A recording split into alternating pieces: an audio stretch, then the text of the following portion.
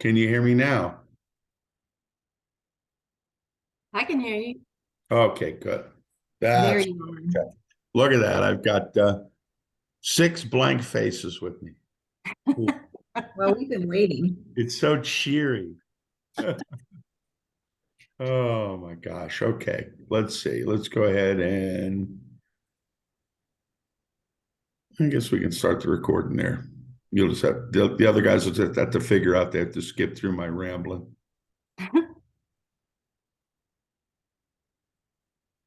Hey, something came up today, and it's just we haven't done this in a while, and I just want to make sure that everybody's clear on what it means, the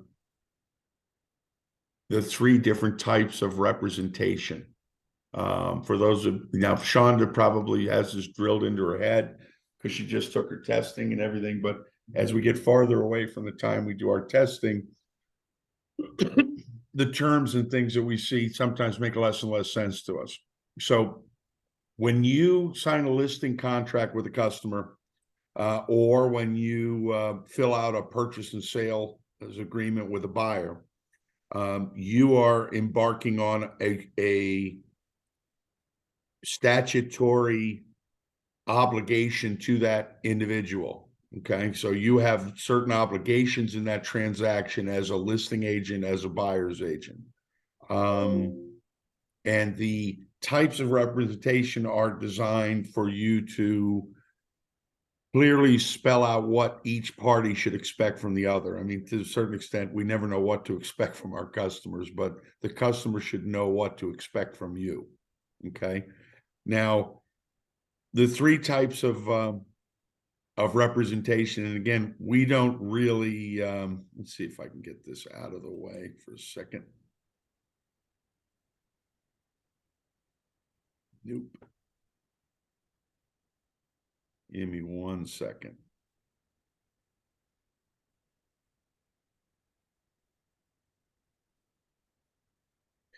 Nope. That's what I need. Okay, perfect. Okay. Single agent. That's the highest level of obligation to your customer. Okay. They actually call it being a principal. You have a partnership arrangement. From your test, you remember they actually list out different things that you're required to do. I'm not going to go into single agent um, very in depth because we're never single agents. Nobody who works here can ever enter into a contract as a single agent without my permission. Okay. Because again, a listing agreement isn't between you and your customer, it's between me and your customer. You are my agent. Okay. So if you want me to take on that level of risk, I need to sign off on it. Okay. I've been doing this 5 years. We've never needed to do a single agent. We've never needed to do a non-representative agent, which we'll go into in a minute. Okay. The non-representative broker, basically, everybody gets it confused. And again, I don't want to go into a lot of detail because you're never going to be one. If you are a single agent, nobody in this brokerage can sell the house. The only way for somebody in this agency to sell the house is for us to transition from single agent to transaction broker, which is a very set process for, and I'm not going to waste a lot of time because you're never going to have to transition because you're always going to be a transaction broker. Okay. So let's talk about what a transaction broker is. Your duties to your customers to deal honestly and fairly. If you notice, dealing honestly and fairly is one that you have in all cases. Makes sense. Accounting for all funds. You have that in all representation levels. Using skill, care, and diligence in the transaction. You're supposed to act like an informed, knowledgeable realtor. Okay. And part of being a knowledgeable realtor for the new people is if you don't know the answer to a question, tell them you don't know and tell them you will find out. Don't tell people things to be true that you don't know to be true. If you're 99% sure, you are not sure. Okay. So that's what, and that's dealing honestly and fairly too. Disclosing all known facts that materially affect the value of the resident real estate, blah, blah, blah. Okay.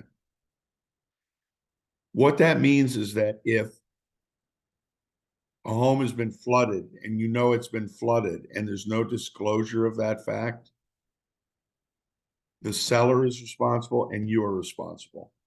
If the seller knows about it and you don't know about it, but all the drywall has water stains 6 inches up the wall, you're still going to be responsible for it. Okay. Because the idea in this case is if you should have known about it, then you're liable. If you should have. Okay. The hard part is on the reverse, when a buyer tries to sue a seller for not telling them something like the home was flooded, the buyer's burden in Florida is to prove that the seller knew, not that they should have known, but prove that they actually did know, which is almost impossible.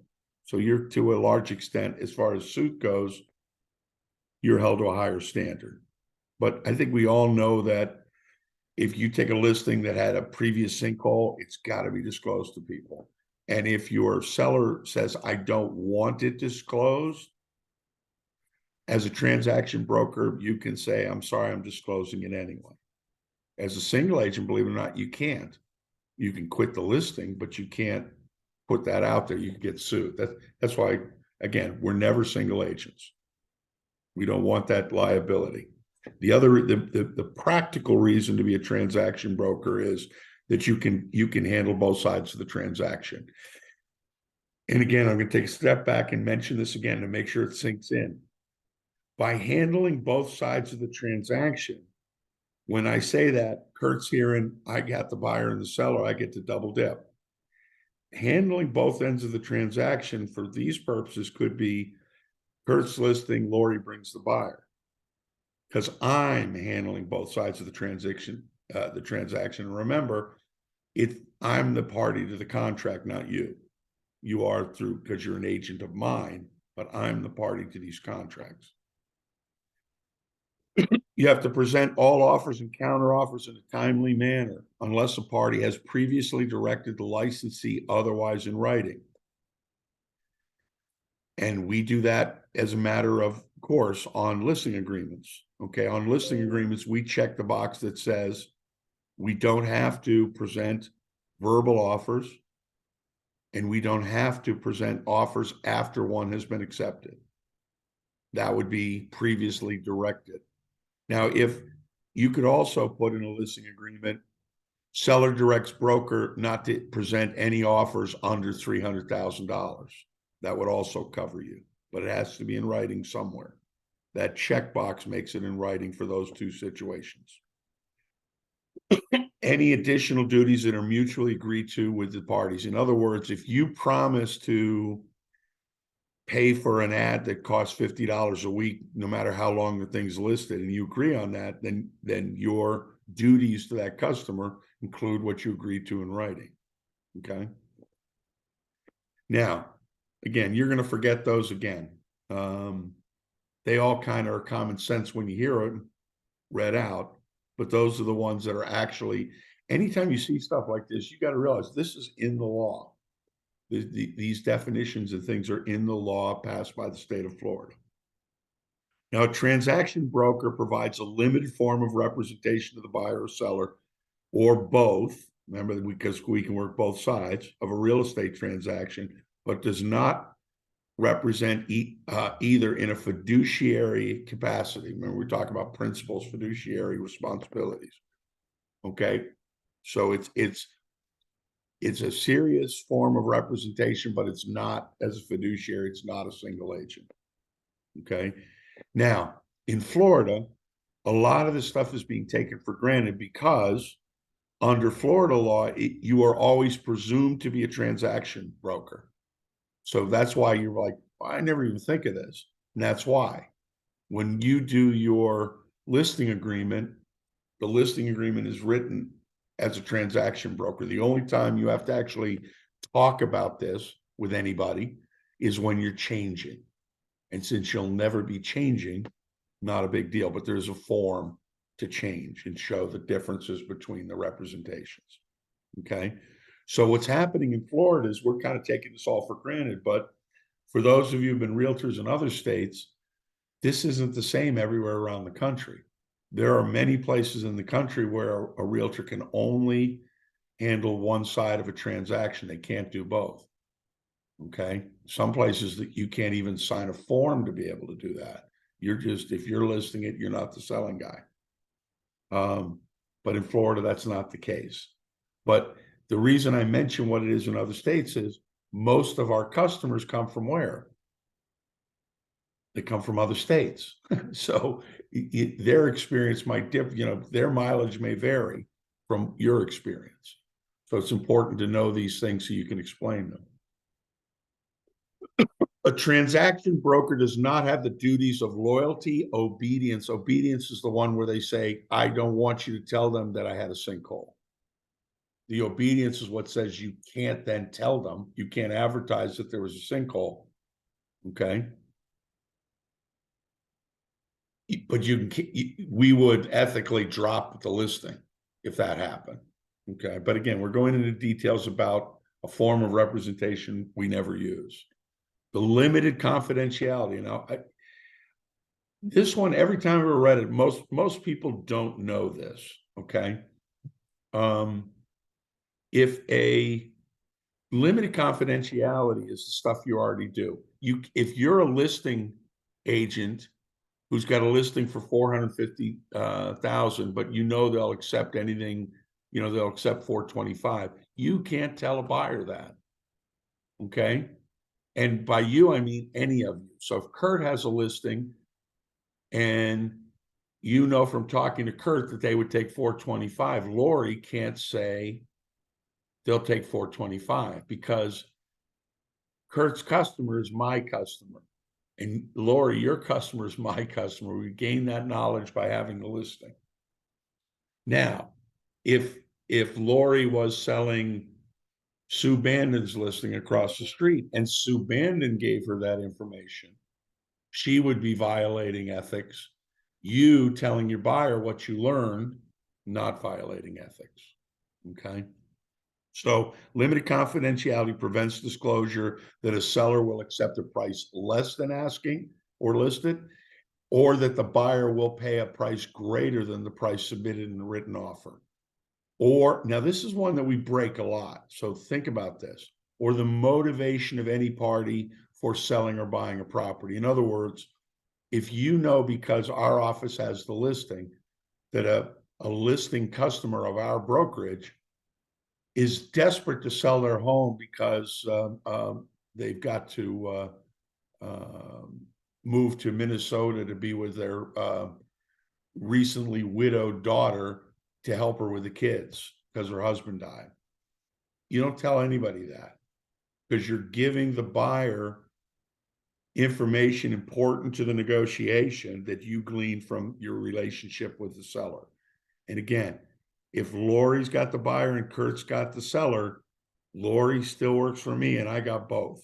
So if you get that information because you work in this office, you're not allowed to pass it back and forth. Okay. If let's say Shonda's got a listing and she gets 2 offers come in. Okay. The first offer is for $300,000 and it's full list price. And the second agent says, what's the first offer for?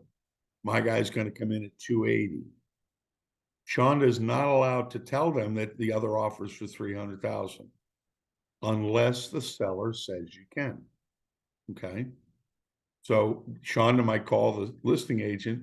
I'm not really allowed to disclose the offer without my seller's permission. Let me get back to you. Okay. Call the seller and go, listen, I think if I tell her it's 300, she might be willing to go higher, but I can't tell her that unless you want me to. It's also possible that knowing there's another offer, but not knowing how much it is, maybe they'll come higher than 300. But it's just, your duty is to not tell unless the seller wants to waive that. Okay. And again, not just pricing, okay? It extends into financing terms. You can't say, well, they're looking for owner financing at 6%, but they realize that you'll probably want more like 8 or 9. That'll be fine with them. You can't just take away somebody's negotiating position like that. And any other information, in a perfect world, Shonda, we would like to close on this house at the end of the summer, because we're doing all this stuff with the kids. We'd like to move in somewhere a couple of weeks before school starts. But if they make a big deal out of it, we'll just close at the regular time in what would it be if you did it today, at the beginning of August or the end of July. You can't tell them that. You make the offer the way they want it to be, and you allow the seller to counter because they might accept it. But if you told them they would definitely close earlier, they might think, well, I'd take either, but earlier is better than later. I'll just do what I know they're going to do anyway. I'll counter with their fallback position. So very important to remember that kind of stuff. Limited representation nature of a transaction broker means that a buyer, you move that out of the way so I can see again. Buyer seller will not be responsible for the acts of the licensee. It's not going to, you never thought they were, but they are. In a single agent thing, if you misrepresent the thing, you can get sued, but so can the actual seller. So if anybody ever wants single agent representation, this is one of the downsides. With a transaction broker, if we do something wrong, we can be sued, but the seller is exempt from that because of the limited representation. Additionally, parties are giving up their rights to undivided loyalty. Okay. One of the reasons that we run into problems sometimes with buyers not trusting us is the thing about everybody has a duty to the seller, okay, because the seller is paying all the compensation.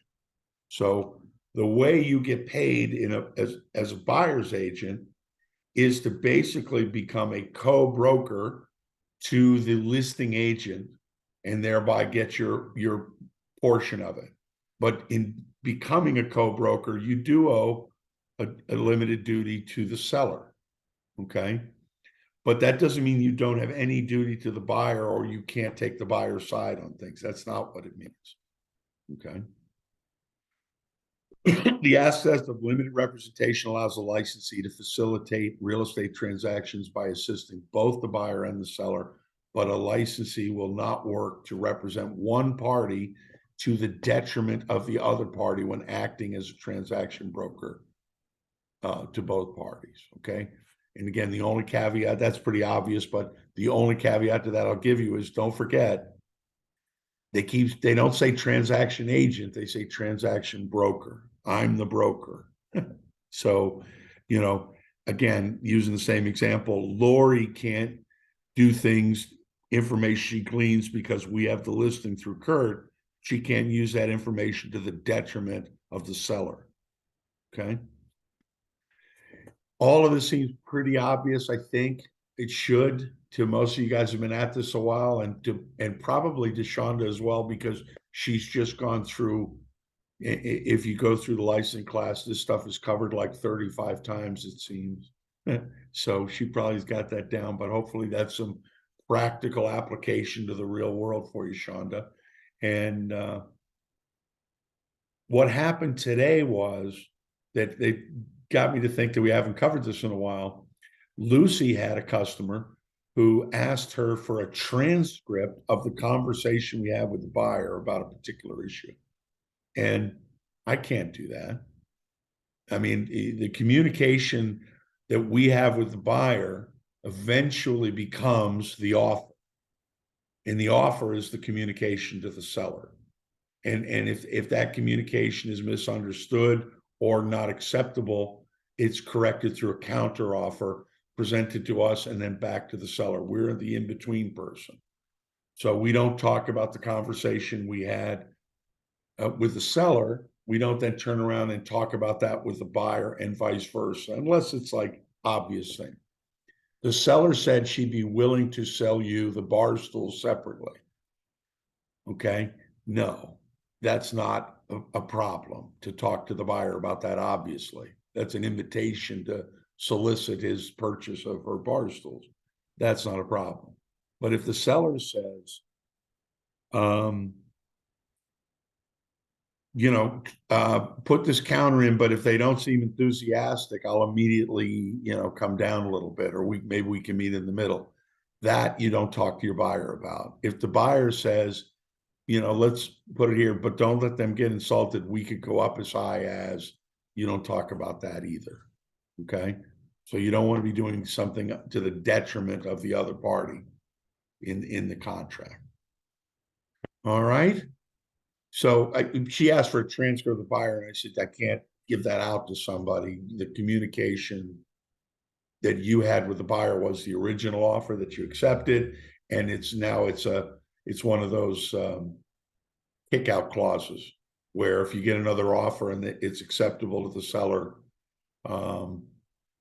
the first buyer has 3 days to get rid of all contingencies if they want to continue on the contract, which in this case they did. And what I was trying to communicate to her, one of these people won't pick up the phone, they'll only email back and forth.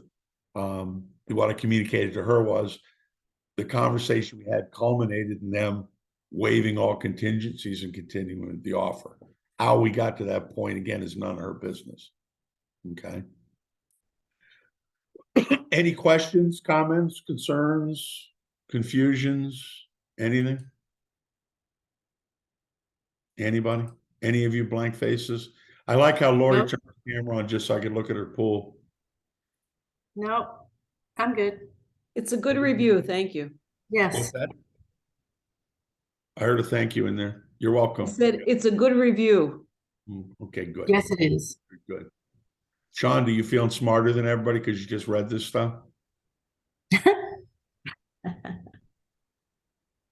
All right, I'll bet you. It was a learning thing. There's a lot of stuff you learn, and it is important, but it stops becoming part of your day-to-day life. And it's good for a review sometimes. Yes, it is. Thanks. Very much. I do like learning. What was that? I said, no, I do appreciate it because I want to learn everything. So. All right. Okay, guys. Well, thank you very much. Thank you. No Zillow meeting on Friday because I'll be at the doctor with Danny. Okay. If there's anything pressing, we're doing really good. We got 3 more deals. Teresa's got a couple, and Cookie just put one through. So I think that brings us up to 5 of 9 this month. So we still got some time to hit that number.